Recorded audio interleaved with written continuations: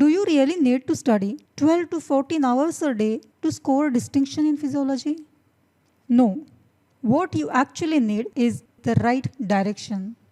And that's exactly what today's video is all about, where I'm going to discuss strategies for three different types of students: fresh starters, intermediate learners, and distinction chasers.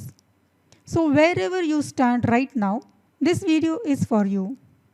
Before we dive in, I would like to thank Dr. Milind Vibhutkar, Vice Principal and Professor at HOD Physiology, for his valuable guidance and permitting to use few cartoons from our upcoming book, The World's Second Best Survival Guide for Medical Students.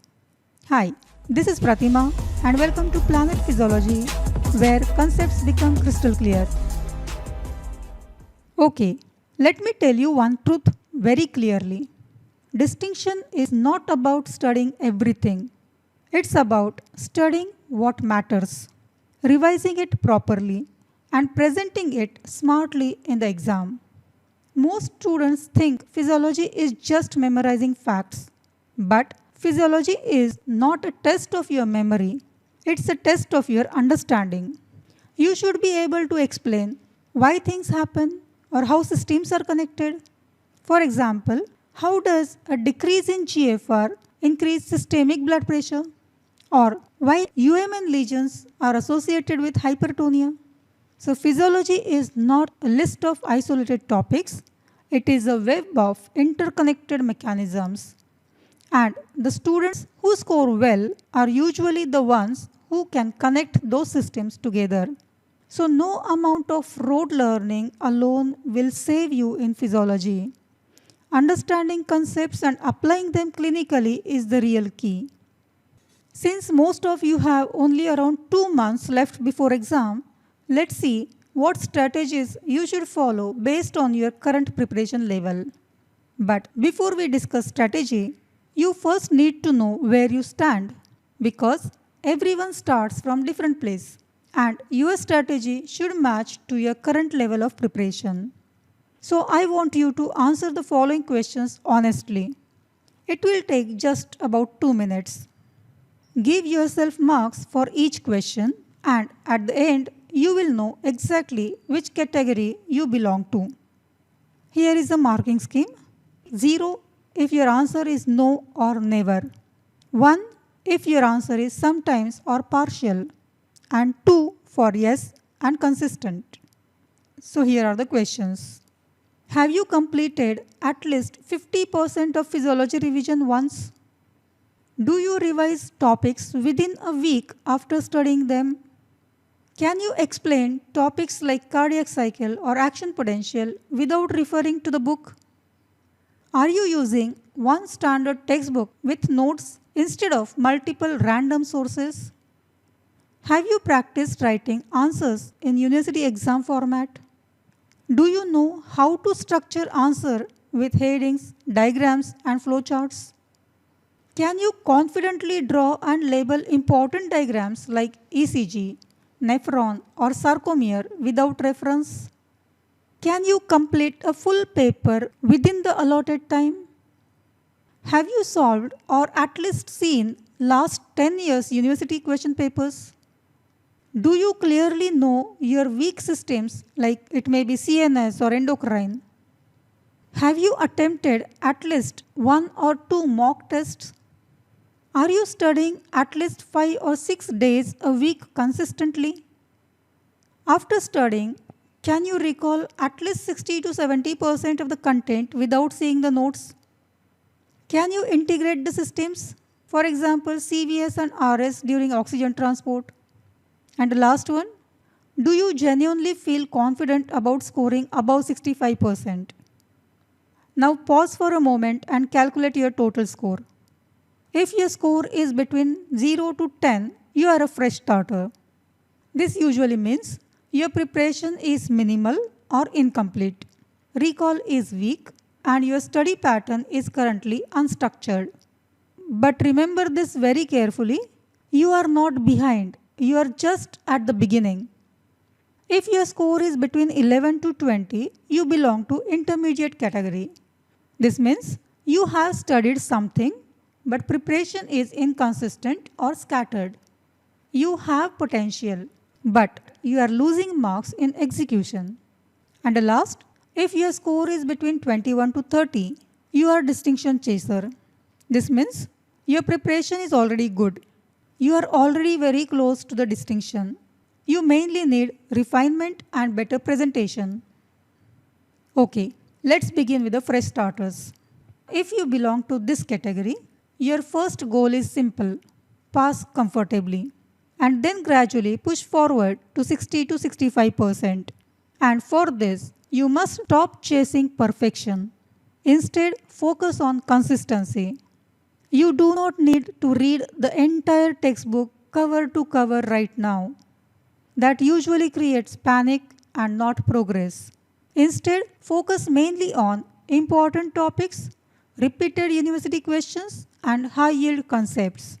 And the best place to start is PYQs, previous year questions. Okay, let's see the star rating method based on PYQs. So first collect last 10 years university papers.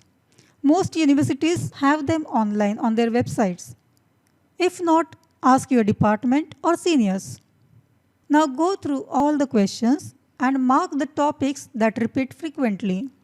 1 star if it is occasionally asked, 2 stars for important, and 3 stars for repeatedly asked 3 or more times. Here is a pro tip. You can do this as a group activity and share the results. That will save your time. Or even you can use AI to organize the repeated questions. But honestly, I still recommend doing it manually at least once, because while doing it, you automatically become familiar with the pattern, the language, and the examiner's expectation.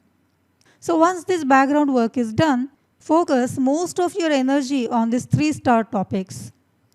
You can use your class notes or any standard textbooks for a particular system.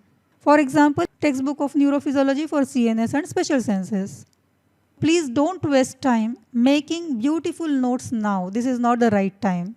Instead, highlight within the book, understand the concept, and practice recall. Because your brain does not remember what you simply read. It remembers what you try to recall. And that is called active retrieval or active recall. This is one of the most important study techniques for physiology. So let's understand this with example. Suppose you study cardiac cycle for 10 minutes. Don't try to memorize every line. After 10 minutes, close the book. And here is the real study that happens. Ask yourself, what were the main headings? What happens during systole? What happens during diastole? What are the phases? What are the important points under that particular phase? Try to recall the answers in any form. You can simply speak aloud or write the rough points or teach or even think silently. So that is up to you. But the recall is the most important part. You do not need perfect answers. And even if you struggle to recall, that doesn't mean failure. It actually means your brain is building the memory. So after this recall, reopen the book, check what you have missed, and fill the gaps. This is where real learning becomes strong. So after every topic of 10 minutes reading, spend just 2 minutes on active recall, not more than that. Many students only read, highlight, and read again. And during the exam, this is often complained, I read this topic but couldn't remember anything. Do you also feel so? This is because passive reading creates only false confidence. Active recall is what prepares you for the exam hall. So focus on active recall. To conclude, if you are a fresh starter, focus on star-rated topics and use active recall consistently. Perfection can come later. Okay, now let's move on to the intermediate students. This is the most dangerous zone because students here usually feel, I have studied, but still I don't feel confident. And the main reason is your problem is not lack of study, but lack of structure. You often try to cover everything, but don't fully understand or don't revise it properly. So your focus now should be on clarity, integration, and consistency. So let's discuss one by one. So clarity is important over coverage. So instead of studying many topics superficially, study fewer topics but understand them properly. If you cannot explain a concept simply, you probably haven't understood it deeply enough. So focus on understanding. Second thing you have to work on is integration. At this stage, physiology should no longer feel like separate chapters. You should start connecting the systems together. For example, how kidneys regulate blood volume and how heart responds to that load. Integration builds true conceptual clarity. You also need to use active recall technique. At this moment, your active recall should become stronger. After every topic, close the book, recall the mechanism, and draw flowcharts or diagram from memory. So what's the difference in the active recall technique for you? You have to read the entire topic and then use the active recall technique to study especially the mechanism part, flowcharts and the diagrams. Then check for the missing links and correct them. Even if you remember only 30 to 50% initially, consider it still progress. And very importantly, start writing answers now, at least the outline. Do not wait to finish the syllabus completely.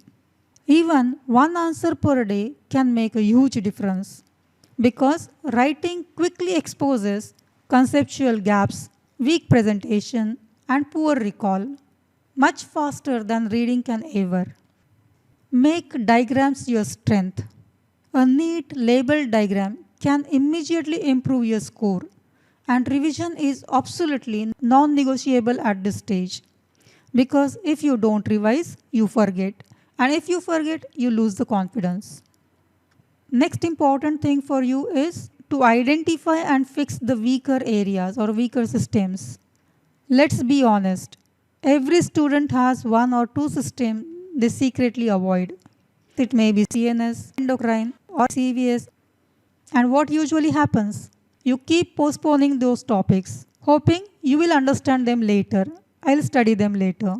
But avoiding weak areas only increases fear. So instead of running away from them, face them early. Break them into smaller parts. Learn one mechanism at a time. Remember, you do not need to master every weak topic immediately, but you should stop being afraid of them. That's more important. Even a small improvement in weak system can significantly improve your confidence and the overall score. You do not need motivation every single day because honestly, nobody feels motivated daily. Your performance, your satisfaction may not be same each day. What you actually need is the momentum. Study every single day, even if the session is short, revision feels imperfect, or progress feels slow. Doesn't matter, but make sure you study daily because consistency creates momentum and momentum pulls you forward even on low energy days. Missing one day may feel harmless, but repeated breaks slowly disconnects you from the subject. So don't aim for perfect study days. Aim for continuous study days. Consistency is what eventually pushes intermediate students out of this zone. And the last thing, not a strategy, but very, very important, stop comparing yourself with others. Some students are ahead, some are behind. Comparison only drains your energy. So instead of comparing with others, compare your own understanding, your consistency, your progress from last week's. Remember, you are not weak, you are unstructured or irregular. Fix the structure, become regular in studies, and your marks will definitely improve. Okay, now let's talk about distinction chasers. These are the students who already know most of the physiology but are stuck around 60 to 70% marks. At this stage, your challenge is different. You are no longer fighting for knowledge. You are fighting for presentation and precision.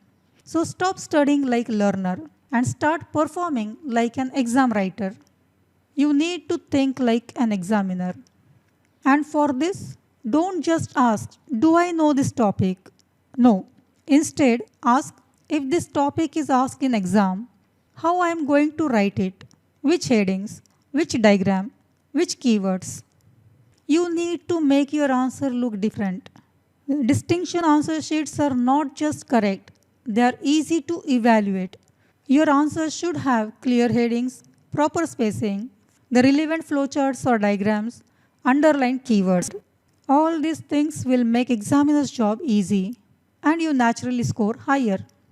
So from this image, you yourself can make out the difference. The next point where many good students lose mark, they try to write everything they know. But distinction answers are usually relevant, structured, and to the point. And to develop this skill, please write the outline with important keywords for star-rated topics. Here is an example outline for a short note on surfactant.